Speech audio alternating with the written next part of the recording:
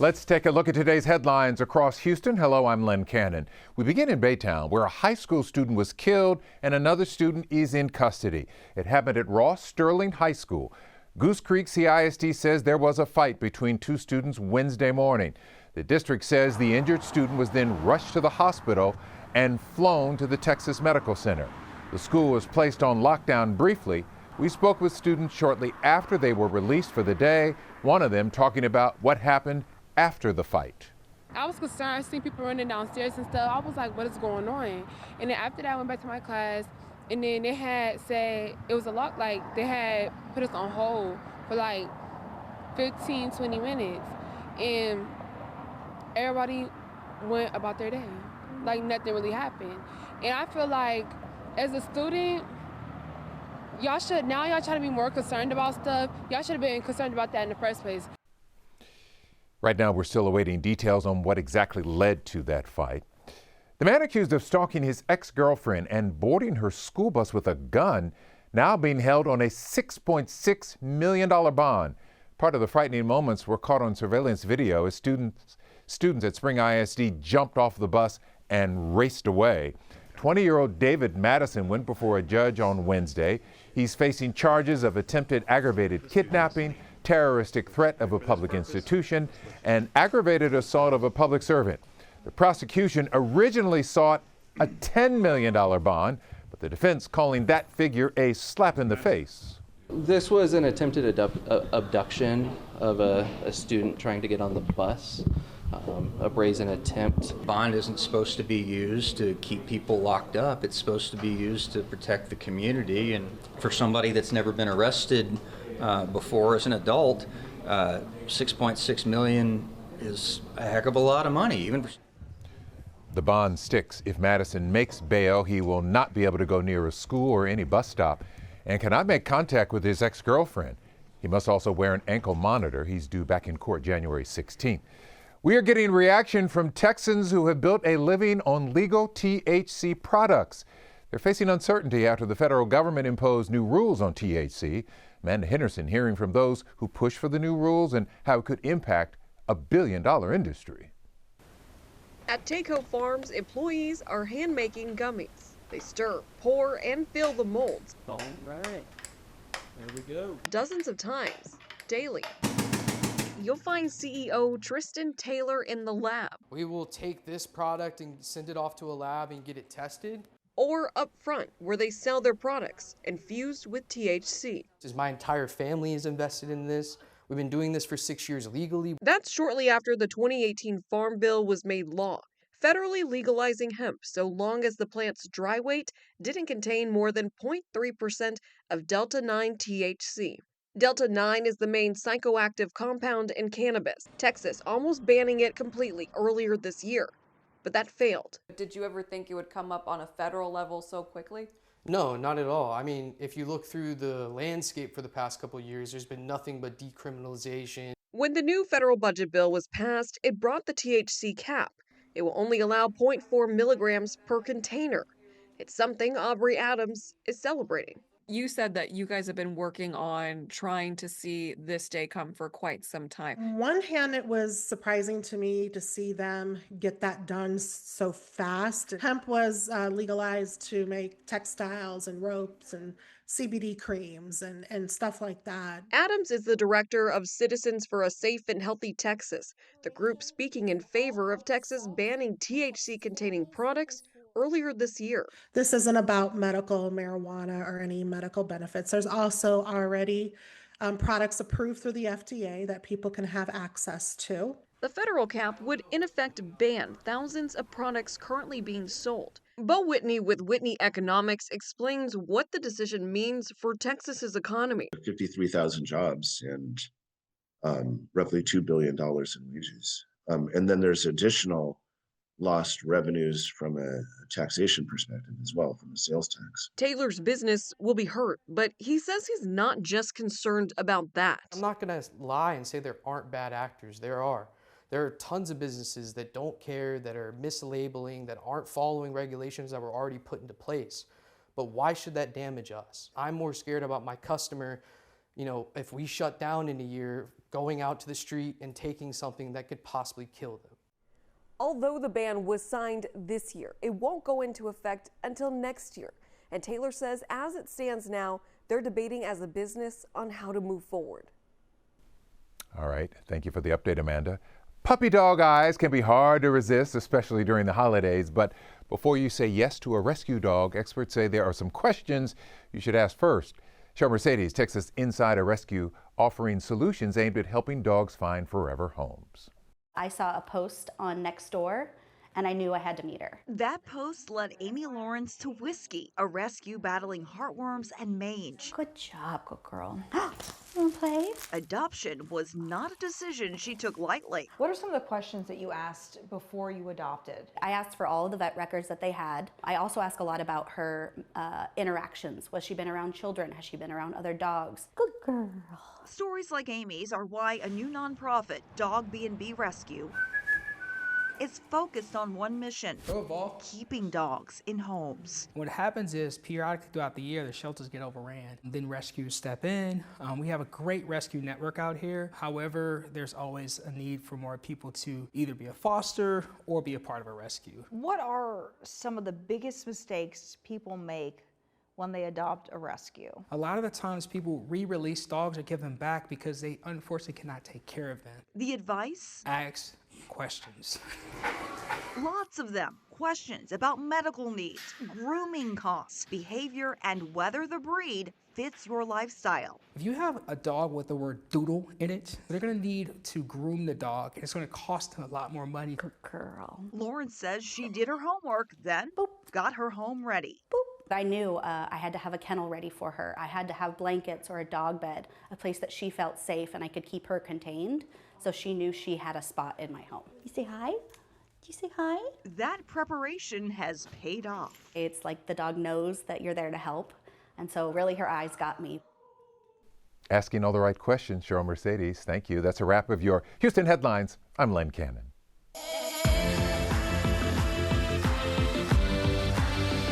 I'm Chris Lawrence in Dallas with your headlines from North Texas. Texas Instruments just cut the ribbon on a new semiconductor plant, expanding its capacity here. These chips are in almost everything we own, and we got a rare look inside the new factory in Sherman, about an hour north of Dallas. Here's Cole Sullivan. The wait is over for a project that tested how many ways something can be called a big deal. With today's announcement, Texas Instruments has made a Texas-size investment. A state analogy from the state governor, a building one from the CEO who built it. We poured more than 240,000 cubic yards of concrete, which is enough to pave a highway from New York to Washington, D.C. But what's this big of a deal is actually quite small. These are the end products. Semiconductor chips like these are what Texas Instruments builds in this huge new facility in Sherman. Ready to walk a little bit more? Yeah. Okay. All right. Brian Dunlap showed us around, a rare first-hand look inside a factory building the foundation of modern technology. Anything that plugs into a wall or has a battery is something that has a TI chip, at least one in there. These are mainly destined for cars or to be used in data centers. If you see the design on here, that's each one of these individual microchips. But any contamination in the clean rooms where they're made can cause problems. A speck of dust is a disaster. Employees must wear protective gowns, less for their safety than for the chips. Any small particle can go create, a defect that ruins the actual microchip. TI says this plant will bring hundreds of jobs and tens of millions of dollars to the local economy. It's just one factory with the capacity to quadruple. Especially as you think about the end vision here of building out 4 factories to go make this a mega site. A huge project with a tiny product. In Sherman, I'm Cole Sullivan. Crews have been combing the waters in Tarrant County searching for a kayaker who's been missing since Monday. Scoop Jefferson was there at the Marine Creek Reservoir Wednesday when the man's family showed up at the sea. Search crews have spent hours here at Marine Creek Reservoir, and the missing kayaker's friends have also spent hours here waiting for answers. Friends of Juan Salgado did not leave the banks of the Marine Creek Reservoir Tuesday and Wednesday, watching every move by search crews. For hours, Texas game wardens searching for Salgado. His family reported him missing after going out on his kayak to fish on Monday. His friends shared photos of some of his catches, fishing his favorite thing to do. But after not hearing from him, his family called for help, concerned about his visit to Marine Creek and no return. The game warden used sonar technology to search the massive creek in Fort Worth. Their latest efforts Wednesday afternoon included using a cadaver dog as part of the search. His kayak and personal belongings have been found in the creek by authorities. Salgado nowhere to be found, his friends holding out hope, standing by his family. We've been in touch with his little brother. I've been texting him, giving him updates. He's been telling his mom updates. Yesterday, once they ended the search once it started getting dark, they said they'll pick it back up in the morning. But once it got dark, all of his friends, they all went to his parents' house. Fort Worth police released a missing persons flyer about Salgado, describing his last known clothing, asking the public for help. Juan's friends told me right now it's too hard on his family to be here at Marine Creek Reservoir. They are here in his family's place, hoping for the best. In Fort Worth, I'm Scoop Jefferson. Dozens of high school football teams are vying for a state title, the culmination of months, years of hard work. Here's a look at all the schools from North Texas taking the field at AT&T Stadium. As Richard Solomon reports, there's a very strong showing from southern Dallas County. In North Texas, high school football isn't just a game, it's a way of life. And this Saturday, that spotlight shines brightly on southern Dallas County. 3 schools, South Oak Cliff, Duncanville, and DeSoto, are all walking into AT&T Stadium with the same goal. These programs don't just share geography, but rivalries and communities that live and breathe every snap. And DeSoto's head coach says this moment isn't an ending. Somebody said it was the end of an era. It's just beginning. It's just beginning. You're telling him it's just beginning. It's a statement. Because it all came out because I knew what people were saying about us and it gave us a chance, and our kids took care of business. This will be DeSoto's 3rd consecutive state championship game, winning back-to-back titles in 22 and 23. We know what the heck we're doing here, and we got great kids that we believe in. And I got a staff that I believe in. I got a community that we believe in. And on South Oak Cliff's football field, it's our time right now. Coach Jason Todd, he's setting a standard. South Oak Cliff has played in the last 5 UIL state championships, losing the last 2. But Coach Todd says hopefully this year they're able to rewrite that ending. Nobody ever said this could happen here. You always had to leave these type of places in people's eyes to go other places to be successful. And for senior linebacker Jamarion Phillips, he knows this will be a game he'll never forget. The last time of us playing as a whole together, so we got to cherish this moment and just make it the best. But the Duncanville Panthers, they're not slowing up either. They're looking to win a championship after losing to North Crowley in the playoffs last year. These 3 schools, these 3 communities, one county carrying the weight of Texas football tradition. And when those lights come on Saturday, Dallas County won't just be represented, it will be competing for history. And it's a touchdown! In Dallas, I'm Richard Solomon. You know, there's nothing like a transplant success story to lift our spirits this time of year. Not only did doctors save a young girl's life, they found a unique way to boost her confidence, too. Here's Kevin Reese. Welcome back to the Sydney Show. Sydney Wilson was born with the gift of gab. So much so, Well, especially my baby sister. that her parents allowed her to put all that talking on YouTube. And that's all we have for today on the Sydney Show. Her Sydney show, an outlet for a child also born with something else. Sydney had hypoplastic left heart syndrome, several open heart surgeries even before she was 4 years old, and her heart would, someday, fail. Well, I talked a lot when I was younger. This is the same Sydney talking to us now because Children's Health in Dallas saved her life, a combined heart and liver transplant. I think she is remarkable. Christine Wong is one of her transplant doctors who used a technology called normothermic machine perfusion, where the organs are stabilized and kept alive and circulating to improve their transplant success. To get through all that and have a combined heart and liver transplant and do as well as she did is amazing. Even though it's the hardest journey of my life, they made it a great experience for me, and I just really appreciate that. And she appreciated one more big thing the hospital did next. The Sydney Show gets a glow up, and it all starts now. They hired a production company. Here's your host, Sydney. And brought the Sydney Show to modern day life, interviewing her doctors and her parents about the journey so far. To get all of this from going through that, I can't even put into words how grateful and amazing this experience has been. Sydney is now a junior at Southern University in Baton Rouge. Not much of a surprise, she's majoring in mass communication and public relations. I'm excited to see what all the future has in store, and I'm grateful that I have these organs now that were a gift to me to let me be able to continue on and live an amazing life. Thanks to doctors and technology that saved her life, and a TV show that helped heal her soul. Stay tuned for what I do next. Thanks for watching The Sydney Show. In Dallas, I'm Kevin Reese. Wow, Sydney's come so far, and God bless those doctors and nurses who helped her get there. And those are your headlines from North Texas.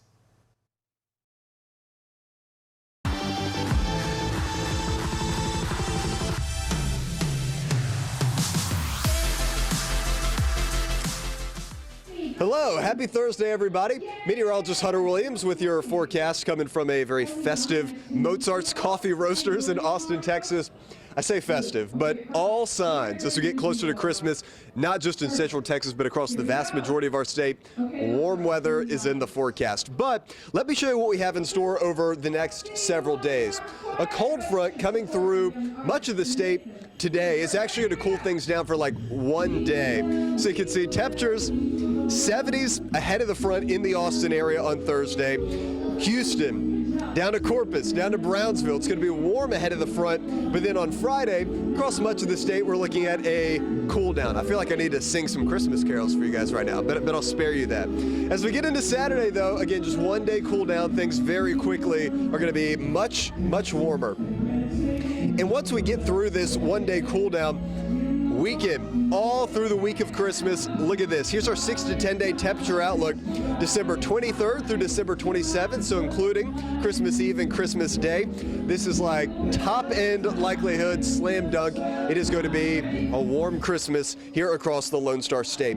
What about rain? Well, it's also looking pretty dry, so for anybody who is holding out hope for a white Christmas this year, not going to be a white Christmas. That same 6 to 10 day precip outlook is showing drier than normal conditions across the vast majority of the state. Okay, let me show you the detailed statewide forecast over the next 3 days.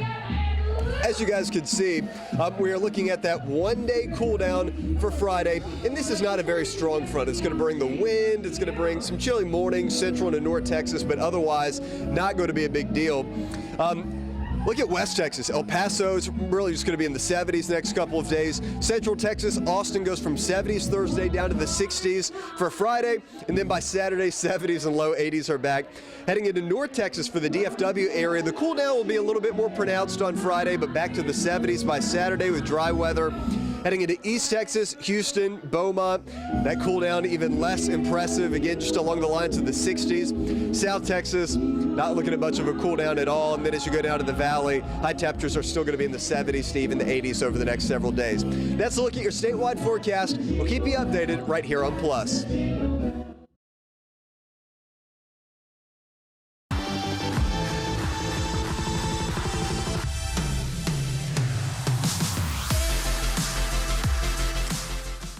In Austin, I'm Mark Mullins. As the city of Round Rock grows, police say so are complaints about pocket bikes, often driven by teens. Those are essentially mini motorcycles that can travel at high speeds.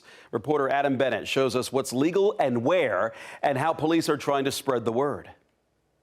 All right, let's start with the obvious. It is not the best day to ride a bike here in Round Rock, but the rain will go away eventually, the sun will return, and so will the crowds of people over holiday break, especially kids that are out of school and families that are together. And now Round Rock police are trying to educate them on what types of vehicles are allowed on these trails and on the streets, and which ones are not. Along Heritage Trail in Round Rock, horses once were the preferred method of travel. These days, people saddle up on something different. It's the concern amongst the community and also within the department. Officer Taylor Robertson is with the Round Rock Police Department's Motors Unit. He says his department's gotten more than 20 complaints in the last year of kids riding pocket bikes through public streets and paths and cutting through others' private property. Those things can exceed 35. They advertise them as traveling 50 miles per hour. So now you're putting something that goes 50 miles per hour on a sidewalk.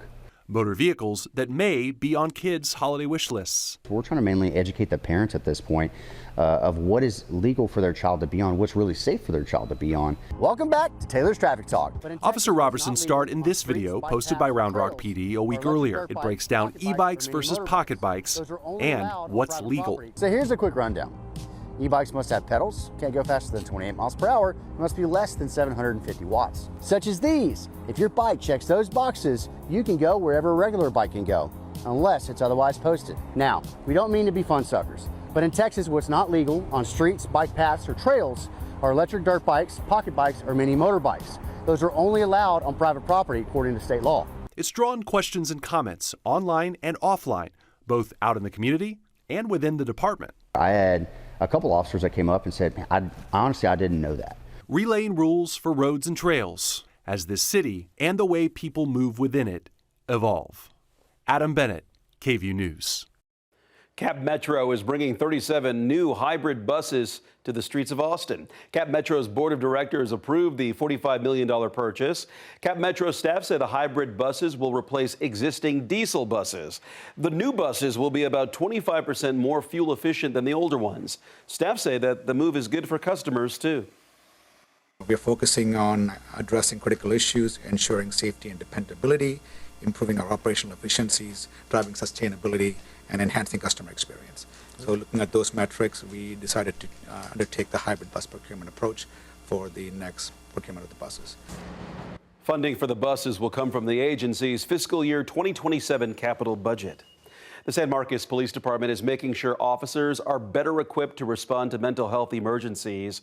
Malia Masamoto has more on a new certification program that all of their frontline officers have achieved. Where's Governor Abbott? Hey, Governor Abbott. It's something police departments across the nation are dealing with. Everybody feels the service demands associated with mental health. Mental health calls just continue to increase. San Marcos Police Chief Stan Standridge says the city has received more than 8,000 calls for service related to mental health. So the department had a goal to get all its frontline officers certified as mental health peace officers. It is incredibly unique to have such a high percentage where the majority of frontline patrol officers are in fact certified as mental health peace officers. To meet that goal, officers spent hours training in de-escalation and crisis intervention, also listening to speakers with real lived experience and using virtual reality technology. Those are the types of headsets that you can put on and actually have the officers go through mimic scenarios dealing with persons in crisis in a virtual reality, which is probably going to provide more realistic outcomes for when they actually do experience that out on the streets. This type of training is as a result of calls from the community for police officers to have a better understanding of mental health situations and how to best respond to them. The department also has a mental health unit with 5 peace officers and a mental health clinician who specifically respond to mental health calls and check on people in the community. But now that more officers have this certification, Chief Standridge says those specialized teams will be able to work proactively. What we now have got to figure out is how to diversify that workload across a 24/7 organization so that we can do even more case management to prevent that crisis. All in pursuit of the department's long-term goal of preventing mental health crises and use of force in as many situations as they can. In San Marcos, Malia Masamoto, KVUE News. Georgetown ISD has a new elementary school opening its doors this August. The district's board voted to name the new school Ames Elementary after Jessie Daniel Ames, a women's suffrage and civil rights leader with strong ties to the area. Ames was born in Texas in 1883 and attended Southwestern University in Georgetown, and a new residence hall there was just named in her honor. She started the Georgetown Equal Suffrage League in 1916 and helped to make Texas the first Southern state to ratify the 19th Amendment, which gave women the right to vote. She was also one of the city's first female business owners. The new school will serve students on the east side of Georgetown. Pedestrian safety improvements are now in place near Zilker Elementary School. New flashing solar beacons were installed at 3 locations around the campus. The city also added 6 pedestrian crossing islands along Bluebonnet Lane and a protected bike lane stretching from Del Curto Road to Rabb Road. There is also a new curb extension at Rundell Place and Ann Arbor Avenue. The work was funded through the city's 2016 and 2020 mobility bonds, as well as the Safe Routes to School program. Austin Travis County EMS celebrated a major milestone. 17 new paramedics were sworn in as part of a graduation ceremony at the Texas State Capitol. Chief Robert Luckritz says that it's a great step forward in improving the department's staffing and a jumping off point for many medics to advance their careers. What I would tell them is to be innovative, think outside the box, challenge status quo, and really set your sights for what their future can be in EMS, because there are so many growth and opportunities out there. Chief Luckritz also says the graduation will bring the department down to a 14% vacancy rate. Those are the headlines in Austin. I'm Mark Mullins. Here are your headlines from Southeast Texas. I'm Mark Armstrong. Kimberly Langwell disappeared back in 1999, and for decades, her case went unsolved. That is until Beaumont police received a shocking tip that led officers to the doorstep of Terry Rose. And Tuesday, a Jefferson County judge sentenced Rose to 40 years for Langwell's murder. Her daughter was among the people who testified before his sentencing. Were there billboards? There was a billboard. Do you know who put that billboard up? Terry Rose did. Terry Rose put up a billboard to help find your mom. Yeah, to find my mom. And 12 News anchor Claytor Rhodes spoke to Tiffany McInnes, who feels a sense of relief now that justice has been served. I'm feeling relieved, a little bit of relief that this is finally over. Happy to walk away and know that we don't have to come back and do this anymore. After 25 years, a Beaumont cold case is closed. Terry Rose appeared before Judge Raquel West to learn his sentence after pleading guilty to the 1999 murder of Kimberly Langwell. I'm going to sentence you to a term of 40 years in the Institutional Division of the Texas Department of Corrections. Witnesses took to the stand to testify against him, including David Wiley, a close friend of Rose. The whole truth and nothing but the truth. Yes, I do. Thank you, sir. You can have a seat. He was the one who tipped off Beaumont police back in 2024. Wiley told police Rose had shot and killed Langwell and buried her under his house. Sometime, it was either Friday night or the next day sometime that he told me. What did he tell you? That he had shot her. Judge Raquel West also heard an explicit and shocking jailhouse phone call between Rose and his son. You know, I'm not like a psychopath, sociopath, crazy. You know, I'm not none of that. I had a bad day, I dealt with it wrong, I up, and yeah, I'm gonna deal with it. Judge West had harsh words for Rose after listening to the call. Who isn't a psychopath that kills someone that they once cared about and buries them in their house and lives on top of them for 25 years? I would think that's the definition in Webster's dictionary of a psychopath. Tuesday's sentencing comes after Rose rejected a plea agreement in August. He then changed his plea to guilty earlier this month. Judge West said in today's hearing she wishes she didn't accept the deal. 40 years isn't enough. There is a part of me that wishes I had not accepted this plea agreement and that we had gone to trial last week, because I do think a jury would have given you life for 99 years. Langwell's daughter, Tiffany McInnes, took the stand. When did you think something may be wrong? Whenever she didn't show up, it was odd. She didn't just not show up for things. Now that the trial is over, McInnes hopes to turn a new chapter. I want people to remember my mom more than anything. To me, that's what's most important, is that she is remembered. And that was Claytor Rhodes reporting. You can hear more about that lawsuit and our prior reporting on 12 News Plus. All those in favor of approving item number 10, please signify by saying aye. Aye. Any opposed? Opposed. The motion carries. Two Beaumont City Councilmen, they were censured during Tuesday's meeting over a fire department dispute. That censure of Councilman Mike Williams and Joey Hilliard, it comes after they called for the removal of Fire Chief Earl White and Assistant Fire Chief Christian Singler. Both Williams and Hilliard, they spoke at the meeting. Williams calling that censure an extreme measure. Today to me is about whether members of this council are permitted to speak candidly about performance, leadership, and outcomes. I spoke out, and I will continue to speak out for what's right and what's true. You know, we have to quit hemorrhaging money. We have to hold our department heads accountable. We have to make sure that we're getting the best bang for our buck, no matter what. Councilwoman LaDonna Sherwood, who requested the censure, says the councilman broke city charter. When we got elected, we had a meeting and we were given a copy of the charter, and we were actually briefed on what's inside of our scope and where the line is, where interference starts and ends, and what we're allowed to do and how we're not allowed to interfere in day-to-day operations. City Manager Kenneth Williams, he reiterated that personnel matters go through him. He asked if council members have a concern to take it to him so that he can address it. Now, Councilmember Corey Crenshaw, he tried to head off this censure, asking it to be tabled until next month, but ultimately that failed and the two council members were censured. And those were the headlines from Southeast Texas.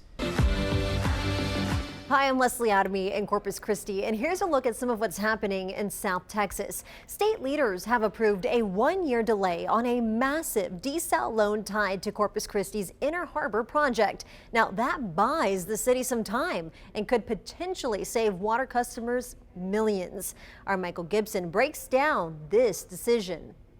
The Texas Water Development Board has unanimously approved a one-year delay on Corpus Christi's next installment of its SWIFT loan. That's the state financing tied to the failed Inner Harbor desalination plant project. The city originally planned to take out the next $210 million this fall. Instead, that loan will now come due in late 2026. We requested a year delay by next November. That would time well if City Council approves moving forward with the second bidder in the April timeframe. City leaders say the delay lines up with a critical decision point, whether to move forward with a second version of the desal project after the city terminated its original contractor, Kiewit. Zanoni says the extension keeps some of the lowest interest rates available in the state, saving ratepayers big money. We have estimated that because of the SWIFT loan reduction in interest payment, it will save the ratepayer over $100 million for the life of the project or the life of the loans. Councilman Mark Scott says getting the loan in the first place was no small feat. Keep in mind, this was a highly competitive process that we participated in that got the SWIFT loans. I mean, they could have chosen any number of other projects, but the Water Development Board chose the Inner Harbor, and they chose to allow us to borrow up to $756 million at super low interest rates. Scott says the state could have forced the city to immediately start paying back the money it already borrowed, but didn't. They could have made us begin to pay back what we call defeasance, that original $210 million, and they didn't. They gave us some time. That time is now being used to evaluate a new potential contractor, Spain-based Acciona, which is expected to return early next year with a revised cost estimate. Scott says the stakes are obviously high. Michael Gibson with that update. And the Corpus Christi PD honored two sisters at the Mother Teresa shelter with a special surprise, recognizing their work serving the city's homeless community. Our Natalia Osuna shows us how it also marks a first for the department's crime reduction unit. At the Mother Teresa shelter on Sam Rankin Street, Sister C.B. Vargas and Sister Renzi Mungeli, my goodness, tears coming my eyes like that. Say CCPD's award was a complete surprise as they work to help unhoused folks every day, saying recently they've seen a rise in younger people. 20 to 30, in between 18 to 35. That makes us sad because we don't expect it like that. They provide anywhere from 25 to 150 meals a day and give a roof to those who don't have one. This is my apartment that they made it possible. See, That's Richard. He's just one of many folks that the shelter has helped get on a better path. I've been one of them, and I'm still one of them. But just on the other side. When James Newton walked in through those doors 15 years ago, he never expected he'd one day be helping bridge communication between the shelter and the unhoused. I call Sister Ramsey my mom. I call her my mom because that's how she took me. Not only did she mold me and guide me and mold me, but when she would see me through things, just like a mother. CCPD Senior Officer Juan Perez says he's seen the sisters work as he patrols the area. To two sisters, never given an award. This is the first time. It's just a little token from us, from CCPD, recognizing the people that help us, in the community or whatever, and we want to bridge that gap. And for Lieutenant Cody Harrison, folks at the shelter are great community partners, helping with one piece of a bigger picture. The homeless issue is one that a lot of times it's put onto government entities or the police department, but really to solve the problem, to fix the issue, is going to be one that has to be done within the community. Sisters Renzi and Sebi say this award is motivation to continue their work for many more years to come. I can see we are not alone, then we have somebody with us. A sweet and certainly well-deserved recognition there. And that's a quick look at some of what's happening here in South Texas.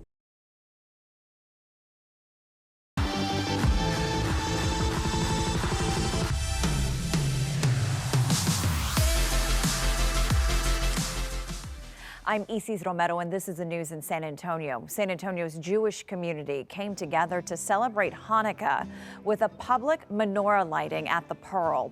It comes after 15 people were gunned down during a Hanukkah festival in Australia. We now know the attack was inspired by the Islamic State. As Mike Jimenez explains, the Jewish community is choosing resilience over fear. Many of us in the local community are feeling broken, are feeling shattered, such senseless hatred. Rabbi Levi Teldon with the Chabad of downtown San Antonio says after the mass shooting in Australia targeting the Jewish community as they celebrated Hanukkah, Tuesday night's menorah lighting at the Pearl was truly special. This year, when we're facing so much darkness and uncertainty, it means a lot to be able to gather together, to comfort each other, to find hope and light. Rabbi Teldon says many in the Jewish community were personally affected by the attack, and Hanukkah this year has taken on a new message of adding light. As we look at the flames, think about how we can all add light in our own lives, in our own homes, in our own families and communities. Eartha Powell says for her, Hanukkah is a special time to come together, especially during difficult times. Tragedies like what happened in Australia are a challenge to show how God's light will prevail over evil. The message is very clear that despite the tragedy, we will keep going. We will show our joy. We will fill in for those hurting hearts, and then we will express that joy, and we will keep Hashem, our God, in mind as we move through this Hanukkah season. Rabbi Teldon says an increased law enforcement presence added an extra sense of layer of protection, and says just like the menorah's light, the Jewish community will continue to glow and stand strong. It's important that we don't give up in the face of darkness, in the face of chaos. Mike Jimenez, KINS 5. Police are investigating a murder at a 7-Eleven on the Northwest Side and are trying to understand what happened leading up to the shooting. Simone Simpson has the latest. Caution tape is littered across the lot of this 7-Eleven after a shooting took the life of a 35-year-old man. Officers rushed to this gas station off Vance Jackson in 410 just before 8 Tuesday night, where they found witnesses recall gunshots ringing out. Witnesses say the 35-year-old man was shot inside a truck by these gas pumps, and from there he staggered toward the convenience store seeking help. After the victim got out of the suspect's black truck, the driver sped off before police arrived. The 35-year-old was taken to the hospital, where he later died. SAPD is still searching for the suspect's vehicle, described as a black Toyota truck. Reporting from the Northwest Side, Simone Simpson, KINS 5. The San Antonio Food Bank and other community partners came together to give out food for families in need. Meredith Haas takes us to the mega giveaway just ahead of this Christmas. Well, thousands of families came out here today to the Alamo Dome, as you can see behind me, receiving food in one of San Antonio's largest food distributions, especially during the holidays. Just from the pre-registration alone, Eric Cooper, president and CEO of the San Antonio Food Bank, says there are over 1,000 people signed up to receive food. We've had an unprecedented need after the government shutdown. The need spiked, and as the government opened back up, we just haven't seen the number quite go down. The distribution today is all thanks to a partnership between philanthropist Harvey Najim and the food bank. People received bags of carrots to potatoes and watermelons. Najim is underwriting 3 seasonal mobile mega distributions, all targeting school districts serving low-income households. The food bank says this comes at a critical time as many families struggle to keep food on the table during the holidays. The food bank is also looking for volunteers to help serve. We have lots of distributions that happen all over the city.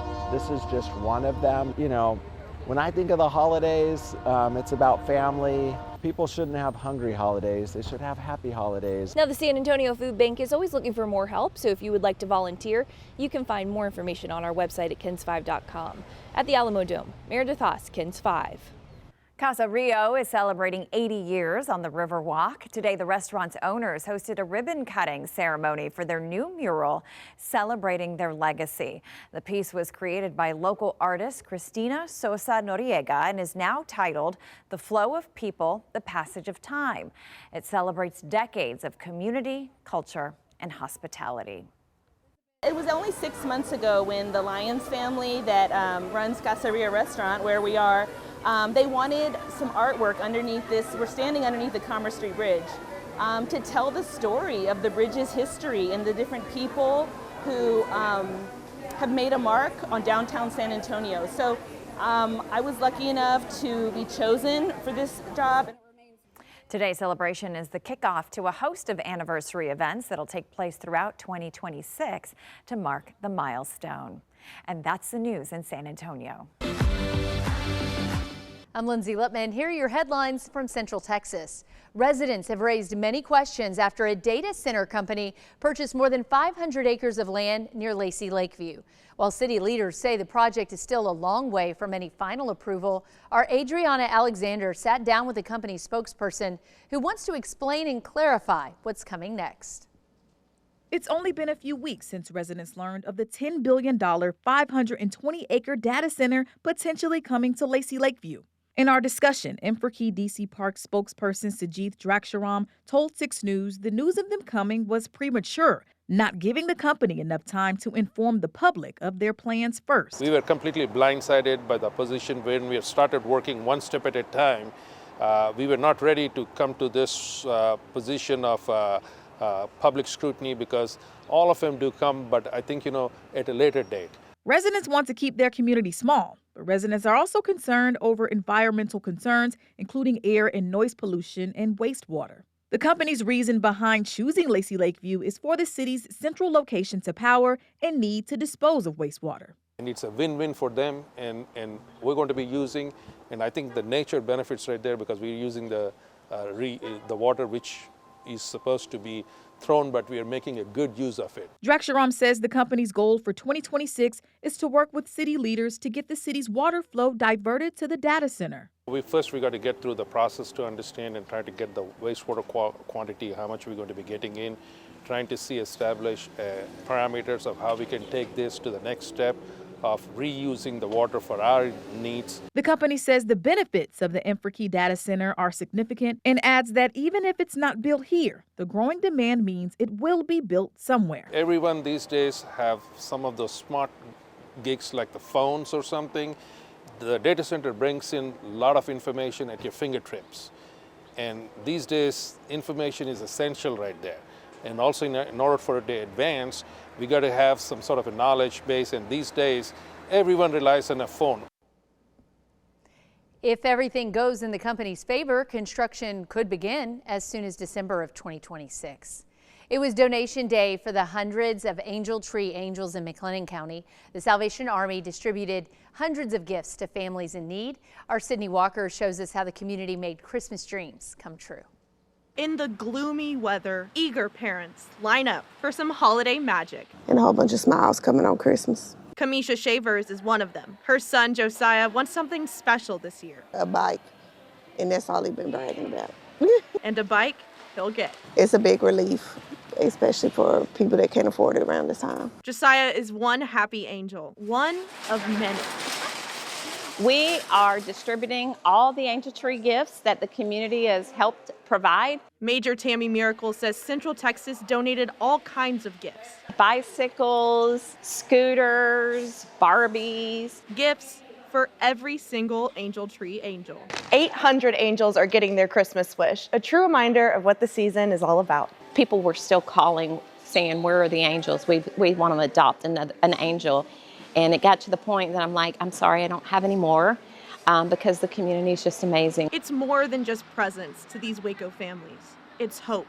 It's really amazing, especially for Waco being so small, growing and being able to give back. Like for Jeffrey Waterhouse and his son, Caleb. It means everything. I just got custody of him about 12 years ago, and so to be able to, single dad is kind of hard. For Polly Castillo. It really means a lot to me.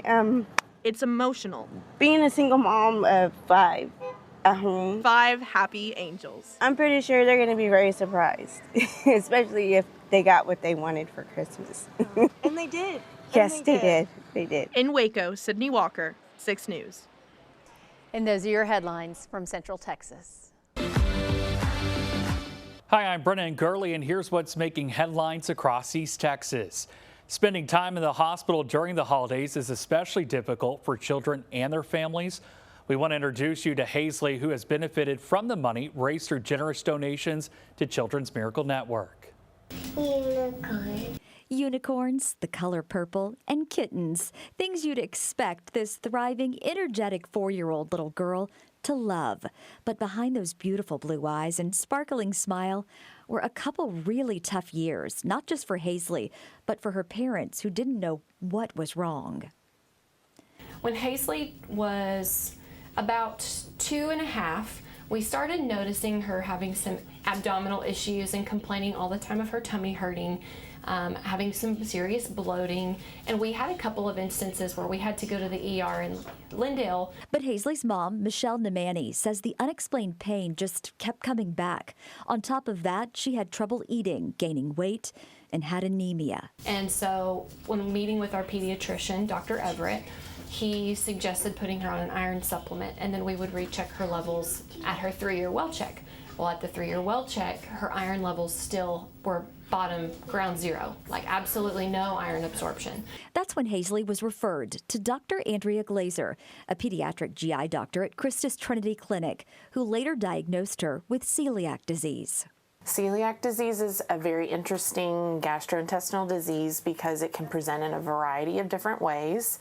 For Hazley in particular, it was specifically the fact that she was developing iron deficiency anemia that didn't respond in the way that we would expect. On top of that, she did have belly pain, and commonly with celiac disease we see a lot of diarrhea, but it's actually also common in about 20-ish% of kids to have constipation. Celiac disease is an autoimmune disorder. The body reacts when patients like Hazley eat gluten, which is found in wheat, rye, and barley. When you eat gluten, your body forms antibodies to the first part of your small intestines called the duodenum, and they have these little finger-like projections, and in celiac they start to erode away. And the difference between that and simple gluten intolerance is the damage. That's why this endoscopy tower, funded by the Children's Miracle Network, is so crucial. It's how Dr. Andrea Glazer is able to give patients and parents the answers they've been searching months or even years for. So the endoscopy is a procedure where I take my camera and I go inside the mouth all the way down to the first part of the small intestines, and I take these teeny tiny biopsies so that I can look for that damage versus a normal intestinal villi. And so without the endoscopy, we really can't make the official distinction between true celiac disease or gluten intolerance. It's important for celiac patients to remove gluten from their diet because it can have damaging effects if not treated. It can present much later on with these sorts of difficulties, such as infertility. You can have delayed puberty, short stature. Sometimes they will have hair loss, broken bones, really bad tooth cavities. And then later on in life, they can have the long-term effects of chronic anemia, so congestive heart failure or other things like that. The Nemanis are now 8 months into their gluten-free journey, and little Hazley's learning what she can't and can eat. Popcorn is good for me. It's gluten-free. Hazley's parents are just thrilled to see her happy and healthy again. I want to encourage any mom, any parent that to not be afraid to be an advocate for your kid. Trust your gut. You have people in your backyard and in your community that are here to help you and your child and your family. And I couldn't be more grateful for that. And for caring physicians like Dr. Glazer. So when Hazley had her scope done, Dr. Glazer, she wore a unicorn shirt that day, and our unicorns, besides Anna and Elsa, are our favorites. And so in order to help Hazley feel better, she allowed her to keep her unicorn shirt on during the procedures. Of course, Dr. Glazer didn't forget their shared love of unicorns, gifting Hazley one to make another day in the clinic just a little easier. With another Merry Miracle, Dana Dixon, CBS 19. And Hazley, you're a brave little girl. The holiday season is all about connection, joy, and making everyone feel included. And for dozens of families in East Texas, Christmas came early. The Texas Special Needs Children's Project hosted its annual Lufkin-Nacogdoches Christmas party, giving children and adults a place to celebrate freely and joyfully. Here's Ayanna Aird. I love Christmas. We are in Lufkin tonight for the Lufkin-Nacogdoches Special Needs Christmas party. My son has autism and he loves to be around the other children that's got the same syndrome as him. And he doesn't feel left out. Merry Christmas. The great thing about this is there's no judgment, none of that offered here. We just let them come in and have a good time. My little brother is special needs. They need something for them. And this helps build up their character. It helps build them to socialize.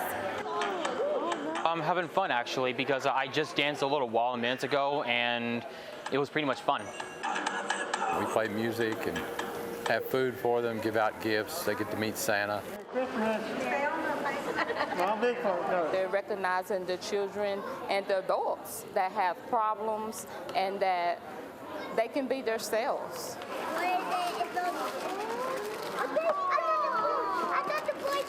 We're really blessed to have them in our community and that so our children can come and adults can come that has autism or disabilities, and we really thank them and love them. I want to thank all the community for supporting us for 24 years and making these programs happen, because without the people from the Lufkin-Nacogdoches area that donate, there wouldn't be any Texas Special Children Project.